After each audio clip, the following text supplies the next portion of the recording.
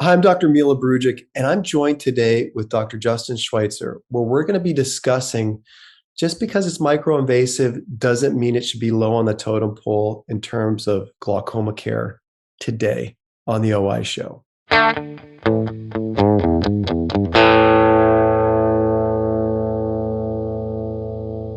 Dr. Justin Schweitzer, thank you for joining us again on the Optometric Insights show. Truly appreciate you here. For those that may not necessarily have familiarity with you or your practice setting, give us a little bit of a background on yourself, Justin. You bet. First of all, thanks for having me. An honor again to be here. I love being a repeat attendee or being invited back. So thanks for that. Number one, I practice it's an ODMD collaborative care practice in Sioux Falls, South Dakota. I work alongside a glaucoma trained, cornea trained surgeon, and my role really is to kind of manage our clinic. We and my partner OD Mitch Ibach see patients day to day. We're preparing patients for cataract surgery, glaucoma surgeries, refractive surgeries, corneal disease, those types of things, so that he can spend his time in the operating room. And that's really kind of the role. And I love what I get to do on a daily basis. And Justin, you've been firsthand seeing some of the massive advancements that we're seeing in the glaucoma space in particular. We've known the challenges for decades. Ever since I graduated, there's always this notion of compliance with glaucoma drops. That's the first thing. And we also know too, the more drops we put somebody on, or the more complicated the regimen in, is the less likely they are to follow this regimen. And we're in an era now where we can be providing or referring appropriately for care with MIG surgeries. Tell us a little bit about your role in the MIG surgeries currently in the practice, and really what our role just in general in optometry should be around the MIGs and how we should or shouldn't be referring for those. You're exactly right. I mean, we are at a spot now where we need to think about treating glaucoma more from a physician driven standpoint or an interventional glaucoma standpoint. And really what that means is intervening earlier in the disease process with procedures that are still safe, still effective, but not necessarily a tube shunt or a trab. And MIGS really falls into that. And we're still kind of in the infancy of MIGS when you think about it. It really got introduced around the year 2012. And so we're all still learning a lot about them. And there's new procedures that come onto the market. But when I first started, Mile, was in 2012 with Vance Thompson Vision and John. And that's when the first stent really came on to the market. And since that time, we now have a handful of MIGS procedures. And I do think it's important that optometrists make sure they understand or are aware of the different MIGS procedures, because these types of patients that have glaucoma, they're going to come back to us. They're going to be in our chairs. We're going to be doing the primary glaucoma care for them, and MIGS procedures aren't going away, and surgeons are going to keep using them.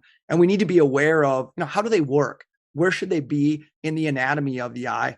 And so my role really is to educate not only optometrists in my community on MIGS, because I work alongside a glaucoma surgeon, but I also educate my patients on it. And I see those patients and I make decisions around, okay, you'd be a perfect candidate for a glaucoma procedure like cataract surgery plus a stent, or you'd be a perfect patient for a goniotomy.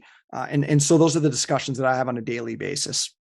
So Justin, with the MIGS procedures, tell us a little bit about, maybe not what's available now, but what we can expect over time here, because there's some really, really interesting research that's going on into understanding the best places to place the MIGs within the anterior chamber and that trabeculum. So tell us a little bit more about that research and help us understand where we are today and where we might be in the future. It's an exciting area. I'm careful with saying the holy grail of MIGS procedures, but I feel like some of this work that's being done with what we call aqueous angiography is really fascinating. And a lot of this is being done by a surgeon in California, Alex Wong. And we've always thought that everyone's aqueous collector channels may be the same, and most MIGS procedures are done nasally. And that's where we believe that most of the collector channels exist. And that, is being challenged a bit with his work.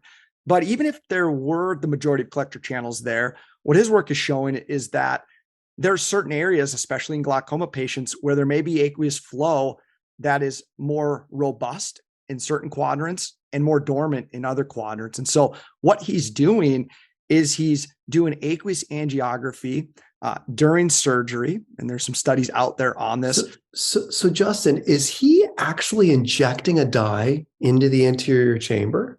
So yeah, so it's still a fairly, we need it to be more non-invasive. So the work that he's doing is a little bit more invasive because it has to be done during the time of the procedure. Yep. At this point in time. So there's a dye being put in the eye during the time of the procedure. And then he's able to visualize with, OCT technology, aqueous angiography, really where in those collector channels is there more flow and where's there less flow? And they can take a targeted approach on where to do that particular MIGS procedure. That's pretty wild, Justin. So to take a step back here, injecting dye into the anterior chamber, seeing where it's flowing out, and he can determine based on the technology that they've incorporated where it is and where it isn't. How is that going to potentially influence where the MIGS are being placed? And in addition to that, what's known about that? Are there better places to place the MIGS devices than others, depending on what the outflow is in certain areas of the anterior chamber? It's a great question, Mile. When we think about visualizing it, where to place it, imagine an area that lights up. When we think of angiography in general, if it lights up, we know that there's blood flow. In this case, we know that there's aqueous flow. And so potentially what you would do, and there's, videos of his that are out there, you would place a stent or do a goniotomy in that area and you would get more flow to that area. You know already that there is good aqueous flow to that area. Let's make more flow happen to that area. Yeah. But the flip side is, per your question, what about the areas that are dormant where there's not a lot of aqueous that's flowing? Could you then stent or do a goniotomy or a procedure in that area to allow more flow of aqueous, which is exactly what he's doing as well. And so you'll see in some of his research that he's able to create more flow in areas where there's great aqueous flow, and he's able to create more aqueous flow in areas where there's no aqueous flow, which then would make those MIGS procedures potentially more effective. That's wild, Justin. Through the literature, has there been any benefits to selecting one versus the other, or is there a more strategic place to put it? Or are those things that they're still looking at? Yeah, those are definitely things that are still being looked at. So to give you the honest answer, I don't think we know 100%. I can give you my opinion. I was going to say, Justin, and this might change in the next 6 months when the data actually comes out. But what's your gut telling you? Like, is there a place where you're saying, based on what I'm seeing, this makes more sense to me? Yeah, I mean, my opinion would be that if there's an area that's dormant and we can do a goniotomy there, we could place a stent there and get the amount of aqueous flow that I've seen in some of the videos and some of the research that's being done already, that would seem to be the more efficacious way than an area that already has some flow. But again, when you think about a lot of these procedures, they're taking up areas of the meshwork, Mile. So a goniotomy isn't just treating 1 clock hour. A lot of times it's treating 3 clock hours. Yep. Other procedures are treating large areas. And so why would you not attack both those things and probably even get a more efficacious result? That's great.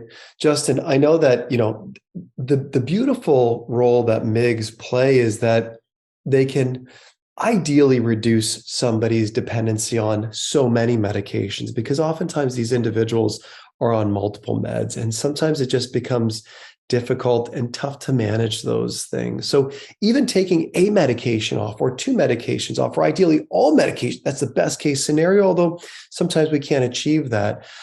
Saying that though, there's got to be some statistics on, how much medications we can pull off of those patients.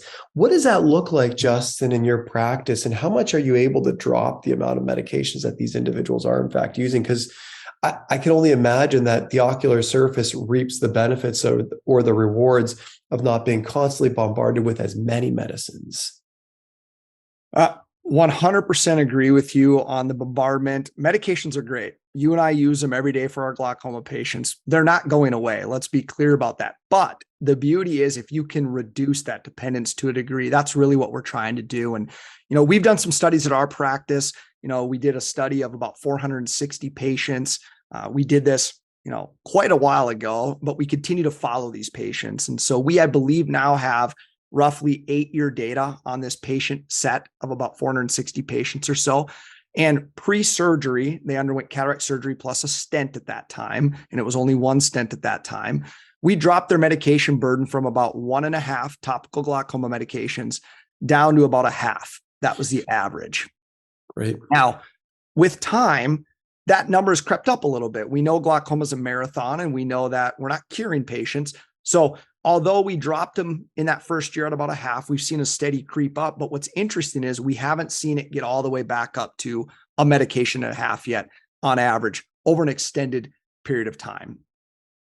I enjoy the conversations with these individuals because, again, it is a different conversation after the MIGS, in particular, if we can reduce one or hopefully all medications that the individual may be using, just because, again, the compliance is now off the table. All we're doing is metricizing what the efficacy is of the stent. We don't have to worry about what the drops are and are they using them, et cetera, et cetera, et cetera, which is, again, one of the biggest challenges, in particular for mild to moderate glaucoma, when you don't really have a lot of visual field effective, because the individuals aren't really seeing the manifestation of the condition. They're going based on what we're sharing with them. With that said, Justin, I know that as involved as you are in glaucoma, give us a little bit of the updates on glaucoma delivery or alternate glaucoma delivery of medications to the eye. Yeah, drug delivery in glaucoma is definitely an exciting arena. We have one, on the market right now in something called bimatoprost SR or Duristo, which is exciting. It's being utilized. The advantage of it is it's a medication we're used to, right? We're used to bimatoprost. We've used it for a long time in a topical form. Maybe the disadvantage right now is we can only use it one time. From an FDA indication standpoint, it can only implanted one time.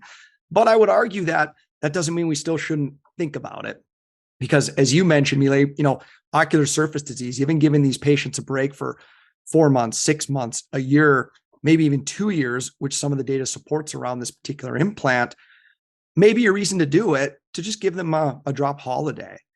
But what's even more exciting is what's probably coming down the pipeline is we have some other drug delivery devices that appear that they're going to, based on the data, last longer. There's a device called iDose that's coming very soon. And this particular implant, it's a surgical procedure. So the beauty of the Duristo implant is it can be done at the slit lamp. This particular procedure right now likely will have to be done in a surgery setting with a clear corneal incision. But the data around it shows that a lot of these patients may get, 3 years of adequate IOP lowering from it. And so an extended period of time of IOP lowering is a welcomed addition. And optometrists can still play a role in this, right? We can make the appropriate referral, get this particular implant implanted, patient comes back to us, we're managing their glaucoma still. We're not having to worry about the compliance, all the drop issues that we may run into. That's great, Justin. It's always encouraging to talk to somebody like you, being as on the forefront of the research and the contemporary information around glaucoma, because it is changing fast. And although, we have our ways to manage and monitor it, the way that we're managing it is changing so fast as well, too. And I think it's all to the betterment of the patient and ultimately patient outcomes. Justin, thank you for being on today and taking time out of your busy schedule to be here with us. Thanks so much. And thank you all for joining us on this episode of the OI Show.